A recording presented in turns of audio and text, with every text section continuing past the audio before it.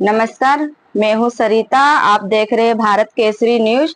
आइए नजर डालते हैं इस वक्त की खबरों पे। अखिल भारतीय उद्योग व्यापार मंडल के राष्ट्रीय अध्यक्ष संदीप बंसल ने एक स्थानीय होटल में प्रेस कॉन्फ्रेंस को संबोधित किया। इस दौरान उन्होंने कार्यकर्ताओं की भी एक बैठक को संबोधित किया। इसके पश्चात पूर्व जिला अध्यक्ष स्वर्गीय अरुण गुप्ता जी को 2 मिनट का मौन रखकर श्रद्धांजलि अर्पित की। प्रेस कॉन्फ्रेंस में राष्ट्रीय अध्यक्ष संदीप बंसल ने कहा, उनके मंडल का मुख्य उद्देश्य ही व्यापारियों का शोषण नहीं होना चाहिए।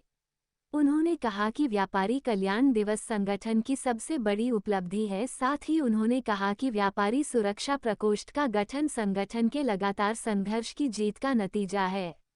राष्ट्रीय अध्यक्ष ने कहा कि अभी हाल ही में उपमुख्यमंत्री को व्यापारियों के द्वारा मांग पत्र सौंपा गया है, जिसमें आने वाले विधान परिषद के चुनाव में व्यापारी समूह को भी राजनीतिक भागीदारी दिलाए जाने की बात कही गई है। साथ ही साथ व्यापारिक पेंशन योजना का भी मांग पत्र में जिक्र किया गया है, जिसके लिए उपमुख्यमंत्री बृजेश पाठक ने भी सहमत जताई है। संदीप बंसल ने कहा कि आने वाले समय में व्यापारी अपने आप को नगर सेठ के रूप में दिखेगा और इसके लिए उनके संगठन को जिस हद तक जाकर संघर्ष करना पड़े वह पीछे नहीं हटेगा। इस दौरान उन्होंने ये भी कहा कि समस्त प्रकोष्ठ का गठन मात्र 2 वर्षों तक ही किया गया है। 2 वर्ष के पश्चात समस्त प्रकोष्ठ का विधिवत चुनाव भी संपन्न कराया जाएगा, जिससे कि सक्रिय व्यापारी कार्यकर्ता आगे आ सके और निष्क्रिय व्यापारिक कार्यकर्ताओं को भी सक्रिय होने की प्रेरणा मिल सके। व्यापारी बैठक को संबोधित करते हुए नगर अध्यक्ष के गुप्ता ने कहा, राष्ट्रीय अध्यक्ष संदीप बंसल जी के नेतृत्व में लगातार व्यापारी समूह मजबूत होता जा रहा है और उसे भी लगता है कि हमारा कोई संरक्षक मौजूद है। कार्यक्रम के पश्चात राष्ट्रीय अध्यक्ष संदीप बंसल प्रदेश ने युवा अध्यक्ष अतुल कुमार गुप्ता के छोटे भाई स्वर्गीय अरुण गुप्ता जी के आवास पर जाकर श्रद्धा सुमन अर्पित किया। प्रेस कॉन्फ्रेंस कर रहे हैं, क्या उद्देश्य है? रायबरेली में आकर के प्रेस कॉन्फ्रेंस कर रहे हैं। सम्मानित पत्रकार मित्रों, इलेक्ट्रॉनिक मीडिया के सहयोगी साथियों, उत्तर प्रदेश में योगी जी की सरकार में व्यापारी वर्ग के उत्थान के लिए कई महत्वपूर्ण कदम उठाए गए हैं, जिसमें अखिल भारतीय उद्योग व्यापार मंडल की प्रमुखता से अग्रणी भूमिका रही। आप सबकी जानकारी में होगा कि स्वतंत्रता के बाद पहली बार किसी राज्य सरकार ने व्यापारी के सम्मान को बढ़ाने के लिए शिक्षक बाल मजदूर दिवस की तर्ज पर उत्तर प्रदेश में व्यापारी दिवस घोषित किया है। मैं पुनः आप सबको बताना चाहता हूं, 29 जून का दिन, जो कि भामा शाह जी की जयंती का दिन होता है, संगठन की मांग पर पिछले 20 वर्षों से किए जा रहे प्रयास के बाद योगी जी की सरकार ने 29 जून को व्यापारी कल्याण दिवस के रूप में उत्तर प्रदेश में घोषित किया और इस 29 जून को हर जनपद में व्यापारियों को सम्मानित करते हुए जिलाधिकारी के स्तर पर व्यापारी दिवस आयोजित किया गया। संगठन ने व्यापारियों को और सुरक्षा मिले, व्यापारियों की समस्याओं का निराकरण त्वरित गति से हो, पुलिस प्रशासन और व्यापारी का संवाद बेहतर हो और व्यापारी को किसी भी समस्या के निदान के लिए थानों के चक्कर न काटने पड़े, इसके लिए व्यापारी सुरक्षा प्रकोष्ठ के गठन के लिए प्रयास किया।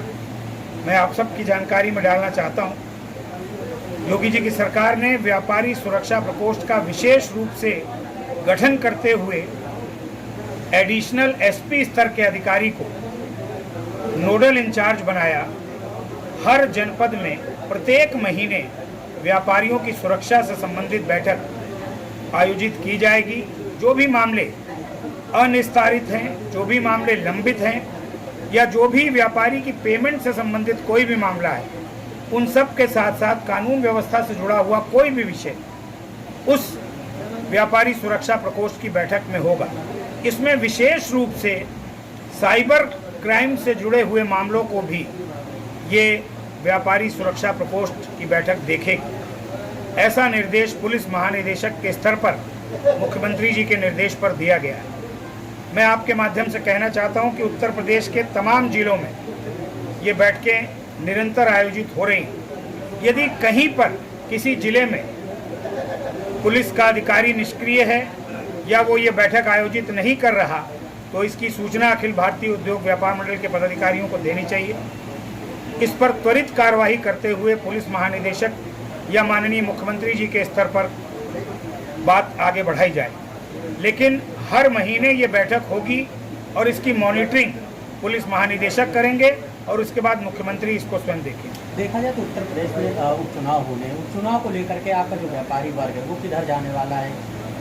देखिए, मैं बड़े साफ तौर पर कह सकता हूं कि उत्तर प्रदेश की जो आगामी 9 विधानसभाओं में उपचुनाव हैं, प्रदेश की अगर हम कानून व्यवस्था देखें तो शायद ऐसा वातावरण आज से पहले कभी नहीं रहा जहां पर व्यापारी और व्यापारी परिवार स्वयं को सुरक्षित महसूस करता है। और जहां तक बात है सबके एकजुट रहने की, मैं जो एक नारा चल रहा है कि बटेंगे तो कटेंगे, या अगर उसको दूसरे रूप में रहें कि हमें सब एकजुट रहना चाहिए, मैं पूर्ण रूप से उसका समर्थन करते हुए विश्वासपूर्वक कह सकता हूं कि 9 की 9 सीटें योगी आदित्यनाथ जी के नेतृत्व में भारतीय जनता पार्टी जीतेगी। और जो लोग जाति के नाम पर, धर्म के नाम पर बांटने का प्रयास कर रहे हैं समाज को, वो सफल नहीं होंगे और पूरा समाज एकजुट होकर के भारतीय जनता पार्टी के पक्ष में मतदान करेगा, ये बिल्कुल स्पष्ट है।